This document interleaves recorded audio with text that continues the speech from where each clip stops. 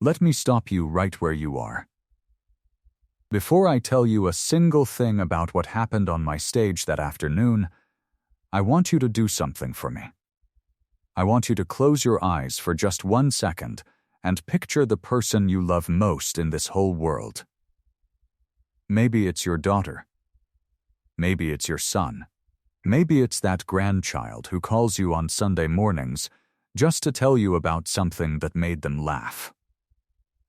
Now I want you to picture them standing in front of a room full of people. Lights on them. Cameras on them. People clapping. And they are smiling. The real kind of smile. The kind you have not seen on their face in a long time. The kind that tells you everything they have been carrying is, for just this one moment, somewhere else. Now picture the door at the back of that room opening, and the person who has been making their life a living nightmare for the last 2 years walking through it. Moving through the crowd. Not running. Not shouting. Moving with the kind of calm that is not calm at all. It's controlled. The kind that has rehearsed this. The kind that has been thinking about this moment for weeks and has decided exactly how it is going to go. What would you do? I want you to hold on to exactly what just moved through your chest, because that is exactly what I felt when I looked up from my mark and saw Raymond walking down the center aisle of my studio. That feeling you have right now, that's not anger. That's not panic. That's something much older than either of those things. That's the part of you that was put on this earth to protect the people who cannot protect themselves in that moment. Hold on to it. Subscribe to this channel right now and turn on the notification bell, because I am going to tell you everything that happened. Not for me, not for the ratings, but for Diane. Because what she survived on that stage deserves to be witnessed by more than the 200 people who were in that room. Tap subscribe. Then stay with me. It was a Wednesday in late March in Atlanta. Marcus has been my stage manager for 11 years. He is the kind of man who moves through chaos the way water moves, around it, under it, never through it, never louder than it has to be. When Marcus is worried, he doesn't say he's worried. He finds me, and he stands close, and he speaks quietly. He found me in the corridor at 1:15 in the afternoon, 45 minutes before we were scheduled to tape. He said, "The husband's family is in Bay 2. There's a brother. Raymond, he came in with the wife's mother and 2 cousins. He sat in the back row, and he has not spoken to anyone, but he has not taken his eyes off the curtain since he sat down. Something about him is not right." I said, "What kind of not right?" Marcus said, "The kind that has already made a decision." I told him to keep security close to Bay 2. I told him to put a second person at the stage entrance. Marcus said, "Already done." Raymond Caldwell was 34 years old. 6'2". Built the way men get built when they spend time in the gym out of anger rather than discipline, wide through the shoulders, tight through the jaw. He had come in wearing a gray hoodie, unzipped, a gold chain at his collar, and white sneakers that were very clean. He was sitting with his arms crossed and his knees apart, and he was looking at the stage curtain the way you look at a door you are waiting on. Not nervous, not arrogant, something worse than both. Committed, Diane had come on the show with her husband as part of a couples game we were taping that week. She was 29 years old. 5'4". She had her hair pulled back, and she was wearing a yellow blouse that was a size too big on her. Bought that way. And flat shoes. She walked out onto the stage with her arms slightly in front of her, the way you carry your arms when you are trying to take up less space in a room than you actually occupy. Her face should have been glowing. She was young. She was on television. She had people cheering for her. But it wasn't. It was a face that had learned to wait. to check the temperature of a room before it decided whether smiling was safe. Her eyes moved to the audience before she looked at anything else. A scan. Practiced, automatic, I noticed. I told myself she was nervous. It's live television. Let the woman breathe. Lord, forgive me. I let it go. For the first 20 minutes of that taping, Diane was extraordinary. The game we were playing that day was built for energy, fast answers, physical rounds, couples competing against each other in real time. Diane was quick, sharp as a tack, the fastest hands at the buzzer. She was getting answers before the question was fully out of my mouth, and every time she did, the audience absolutely exploded for her.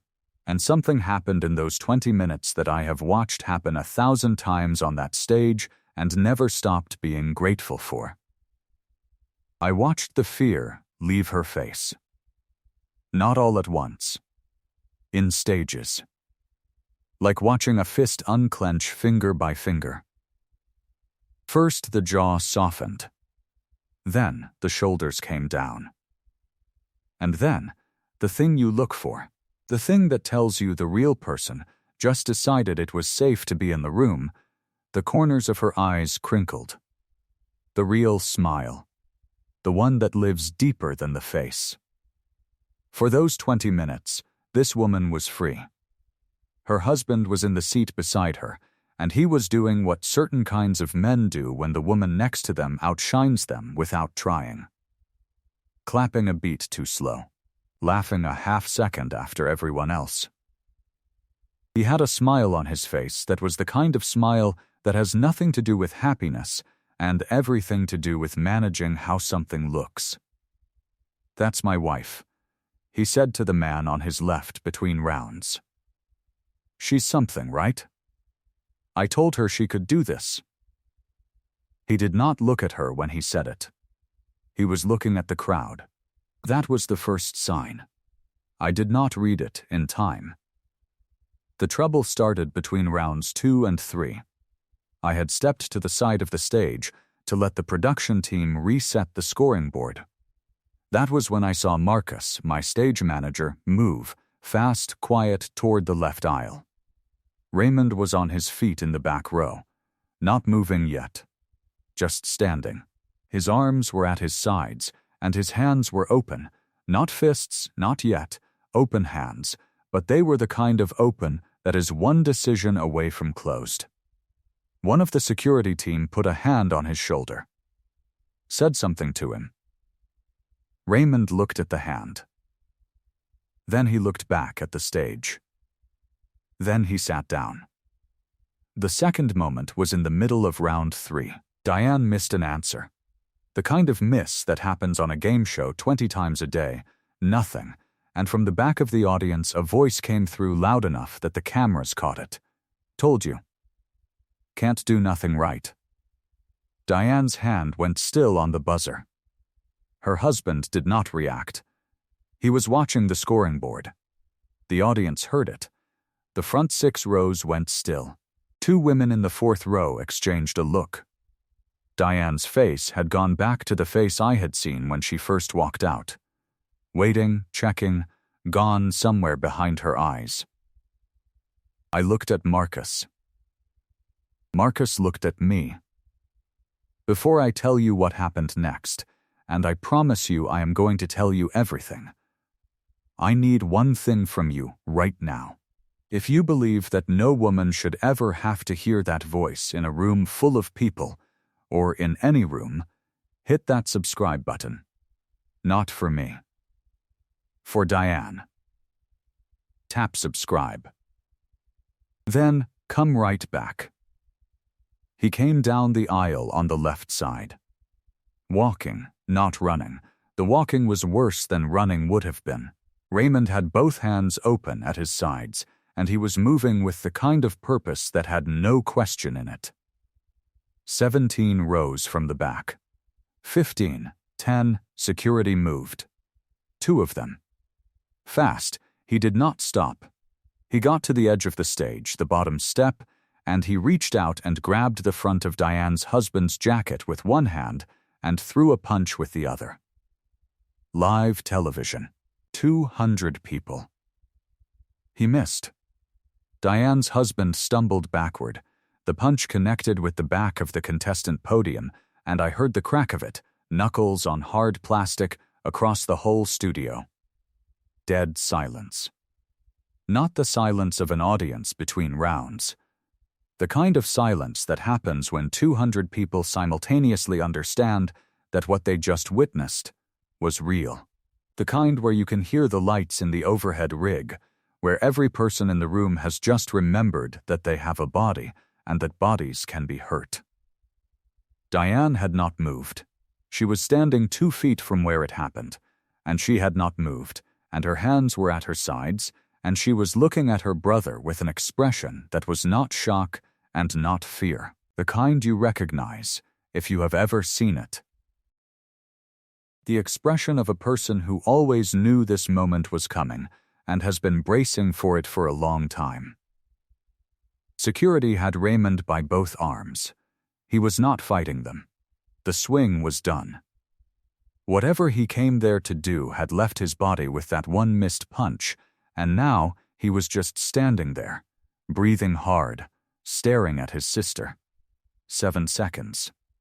I know because I have watched the tape. 7 seconds from the moment Raymond's fist hit that podium to the moment I moved. 3 things moved through me. In order. The first was the part of me that has been in front of crowds for 40 years. I know how to fill a room. I know how to take control of a moment, redirect it, turn the volume down. I had 4 sentences that could have done that. Funny ones. The kind that release tension the way a valve releases pressure.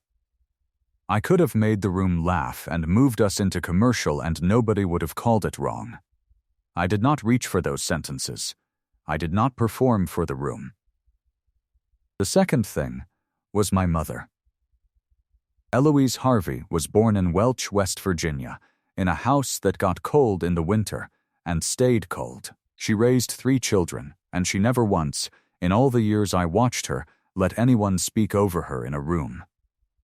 But she told me once, I was maybe 12 years old, sitting on the back steps of that house. She said, "Baby, the bravest thing a person can do is stand still when the whole world is telling them to run. Because running says the room belongs to whoever scared you, and no room belongs to fear." I have carried that for 55 years. The third thing I saw was Diane. Still standing 2 feet from where it happened. Still, hands at her sides, watching her brother. And I saw, in the way her shoulders were set, not rigid, not collapsed, just set, the way you set something down very carefully, that this woman had been standing in the middle of other people's decisions her entire life, that she had built a whole architecture of stillness around herself just to survive the rooms she'd been asked to be in. She was not going to fall apart on my stage. She was not going to be rescued. She was going to stand exactly where she was and wait for the world to decide what happened next. That was when I decided what happened next. I set my microphone down on the host's podium. Not dropped it. Set it. The way you set something down when you are completely finished with a version of yourself. I walked to the edge of the stage. Slowly, every step deliberate. I crouched down so that I was at eye level with Raymond, who was being held by both arms by 2 members of my security team. He was breathing hard. His knuckles were already swelling on the right hand. I looked at him for 4 seconds. Not performing. Just looking. And I said, "This is my house. And you are done here." I did not raise my voice. I did not point. I did not perform for anyone in that room. I said 8 words the way my mother used to say things at the back steps, like the words themselves were solid and had been solid for a long time and were not going to move for anybody. Then I stood up. I looked at my head of security, a man named Diane who has been with me for 9 years, and I said, still in the same voice, same volume, "Call them." He already had his phone out. I did not watch Raymond be taken out of the room. I turned away from all of it, and I walked back to the stage. And I went to Diane. I came slowly. The way you approach someone who has been through something and does not need more movement, more noise, more anything. I got low, one knee on the stage floor. So we were at the same level. So she was not looking up at me. She was looking at the door Raymond had been taken through. I said her name. Once. Quiet. She looked at me. I said, "You are safe right now. In this room. Right now, you are safe. You hear me?" She was quiet for a moment. Then she said, "He's been like this since I was 16. I did not say anything back. I just held that. I let her say it to a room, and to cameras, and to 200 people, and to a world that she had probably been telling herself for years would not believe her if she said it out loud. She said it out loud. The room was quiet. Not the silence of shock this time. The silence of 200 people making a collective, unspoken decision to be witnesses. To hold what she had just said. To not let it fall. The kind of silence that is not waiting for something to happen. The kind that understands that something already did. If you are still with me, share this video right now with one person in your life. One person who needs to hear that what Diane did that day was one of the most courageous things I have ever seen on that stage. One share. Then come right back. Because what happened in the corridor off stage left is the part that changed everything. Raymond Caldwell was arrested that afternoon. Misdemeanor assault. The podium. Not a person. But it didn't matter. The charge was filed. The cuffs went on in the corridor outside the studio, 20 feet from where the audience was still sitting. Diane told me later that Raymond didn't say anything when they cuffed him. He just looked at the wall. I believe that. I think the swing was the last thing he knew how to do in that situation. When it missed, there was nothing left. I am not going to tell you I felt sorry for him. I am going to tell you I understood him, which is a different and more uncomfortable thing. After the show was suspended for the day, we cleared the audience. We got everyone water. We made sure every person was okay. I found Diane sitting in the corridor off stage, left on a folding chair. Her husband was somewhere else. A producer was with her, but Diane was looking at the floor. I pulled up a chair and sat down beside her. She was not crying. Past crying. The kind of not crying that comes from having cried so much about something over so many years that the tears have found somewhere else to live. She said, "I knew he was going to do something. I just didn't know it was going to be here." I said, "Why'd you still come?" She looked at me. And she said, "Because if I stopped doing things because of him, he'd already have won." I want you to sit with that sentence for a moment. Because if I stopped doing things because of him, he'd already have won. I have been doing television for more than 40 years. I have talked to thousands of people on that stage. I have heard a lot of things. That sentence belongs in a category by itself. She got a protective order the following week. I know because she sent a letter to my production office 3 months later. 1 page. Short sentences. She wrote that the night after the show aired, her phone rang for 6 hours with people she had not spoken to in years. Cousins, old friends. A woman she had worked with in 2019 who had seen the segment and called to say, "I didn't know. I should have known. I'm sorry I didn't know." The last line of her letter said, I wore the yellow blouse again last Sunday. To church. I liked it this time. That is the only line I have shared publicly until now. I think she would want you to know it. So let me ask you again the question I asked you at the beginning. Picture the person you love most. Picture them standing in a room full of people. Picture the door at the back of that room opening. Now picture them the way Diane looked in that corridor on a folding chair, not crying because they have already cried everything out, telling you that they showed up anyway because showing up was the only way to keep what belonged to them. That is not weakness. That is the kind of courage most of us will never be asked to show. Here is what I know. There is a Diane in your life. Maybe more than one. Educated women. Brilliant women. Women who are quick and sharp and funny the moment someone gives them a room where it is safe to be those things. They are sitting in the pew 3 rows ahead of you. They are at the family barbecue every summer, just a little quieter than they used to be. They are standing in line at the pharmacy wearing something a size too big and moving through the world in a way that takes up as little space as possible. They have not asked for your help. That does not mean they do not need a witness. Ask the question. Trust the feeling in your gut when it says something is off. Because that feeling is almost never wrong, and the moment you name it, out loud, in a room, in front of people, you change what the room is allowed to be. You change it.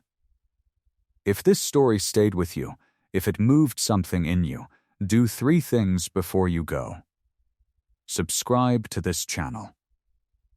Because stories like Diane's deserve to reach people who will hold them carefully. Share this with one person in your life who needs to be reminded that showing up anyway is one of the bravest things a human being can do. And drop a heart in the comments for Diane. Because somewhere out there she may be scrolling through the world on a regular Tuesday, and I want her to know that 200 people in a room and every person watching this video saw her. We saw her. And we are not going to look away. God bless Diane. God bless every woman who has ever put on the yellow blouse and walked into a room anyway. Thank you for staying with me until the very end. I'll see you in the next one.